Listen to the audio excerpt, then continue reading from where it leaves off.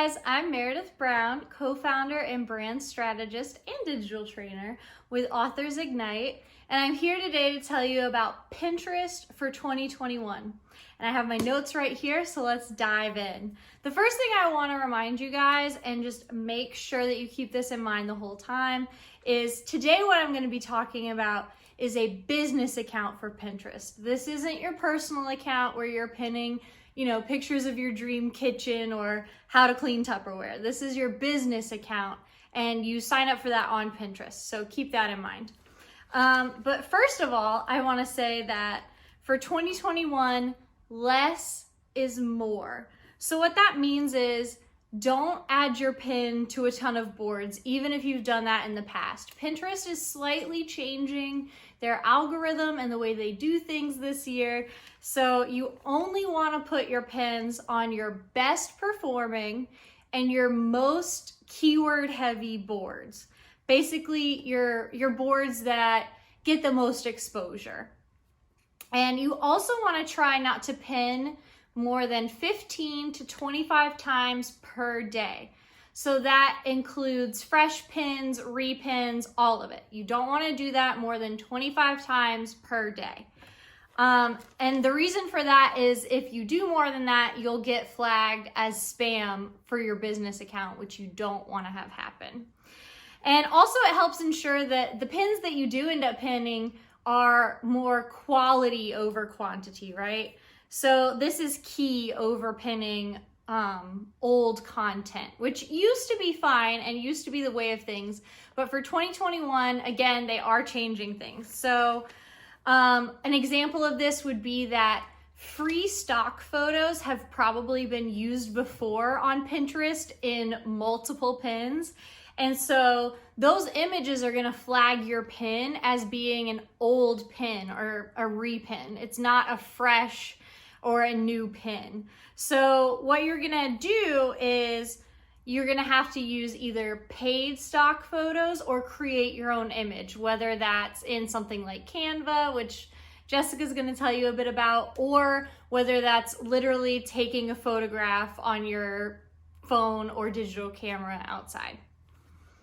Also, it's good to experiment with different formats of pin, and so story pins have become very popular, but the only thing about them is they don't link to anything. So just keep that in mind when you're playing with them. And video pins are also very popular and being pushed by Pinterest, but it can be hard to find the link to click through on them. So just keep that in mind. You might have it in the video, like click the link here. And what that does is, what that shows us is that they're placing more value on engagement with your pins than necessarily click-throughs. So people commenting on your pin or repinning your pin is gonna have a higher engagement usefulness, I guess, than just them clicking through. It's gonna look better on Pinterest, essentially. This one's pretty huge. You want to wait a minimum of 2 days before repinning one of your pins. So a good rule of thumb for that is to just repin your pins, once a week, and then you don't get messed up, you don't forget about it, you don't forget when you're supposed to pin it. So definitely wait at least 2 days, but preferably only repin once a week. Also to keep in mind is to pin one fresh pin per link per day.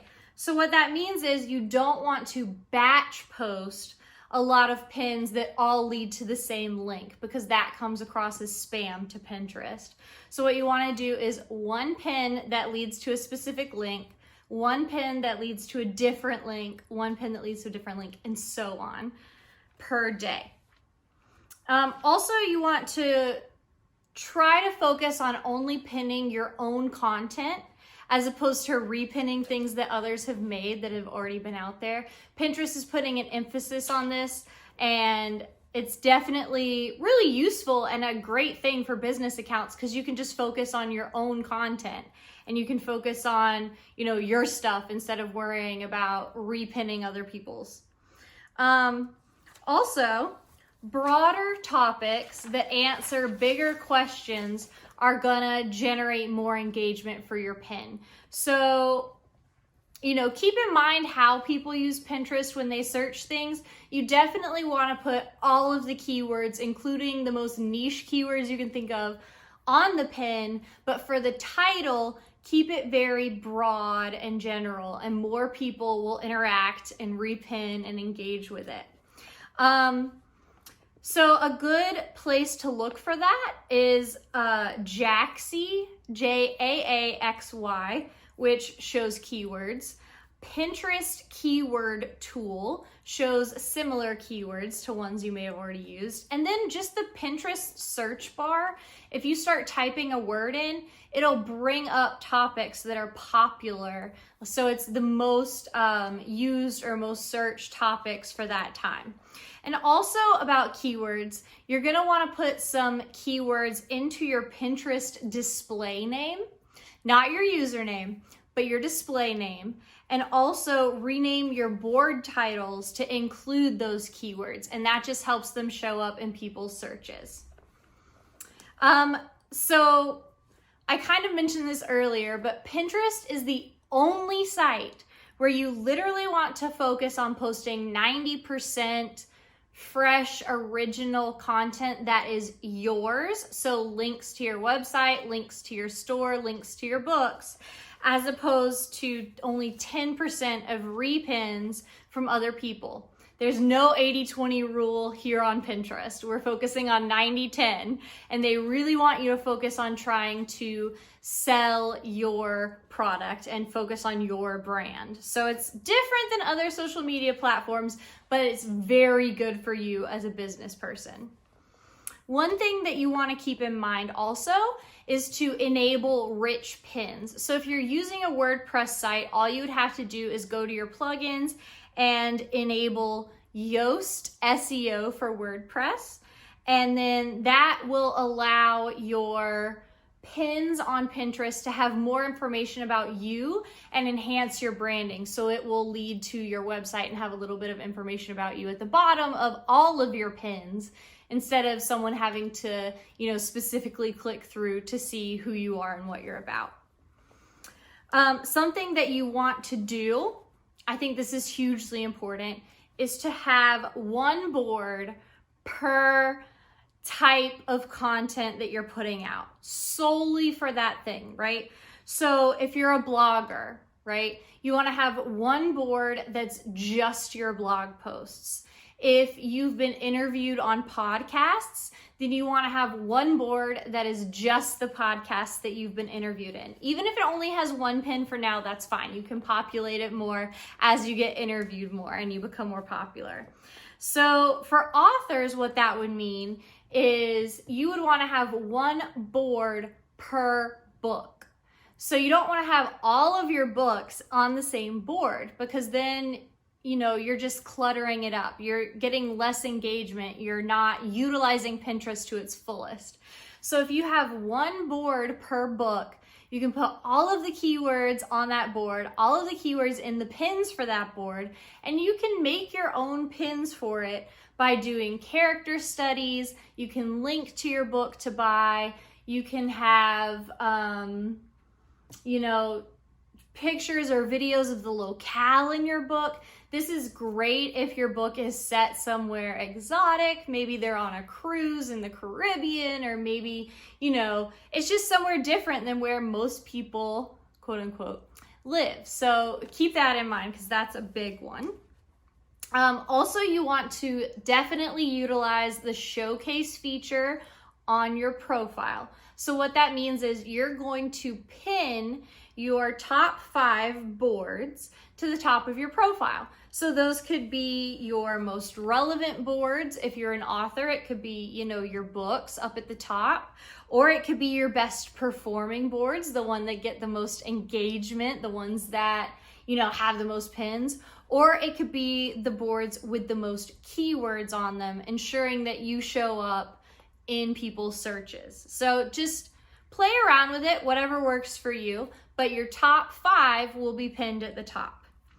Something that you want to do, and the last 2 points kind of go together, is to join group boards to help increase your exposure and maximize your exposure. But you want to be sure, again, not to spam these group boards. If you're posting original content, that's great, but try to keep your posts, you know, your daily posts to the group board to a minimum so you don't get flagged as spam or booted from the group. And you can also create your own group collaborative boards. They're kind of changing how we do group boards on Pinterest. They're moving to a more collaborative style. And that will just give you even more exposure. And then a tool that is a great resource for pinners is called Tailwind, all one word, Tailwind. You can use this as a pin scheduler, which is great to get, you know, your repins that you're pinning once a week done out of the way every weekend so you don't have to worry about it. But you can also use Tailwind to create those groups. So people are already going to be in groups, and then if you want to create a collaborative board from that, it's going to be so much easier. So definitely check out Tailwind. And also it can help you with embedding pins on your website, which is something you definitely want to do. So that's all I have for you guys for this month. I hope it helps you enjoy your time on Pinterest more, and also, you know, maximize your experience on Pinterest, not just with, you know, having your pins repinned, but also having your pins get more click-through and more views and things like that. And I look forward to seeing you guys next time. Bye.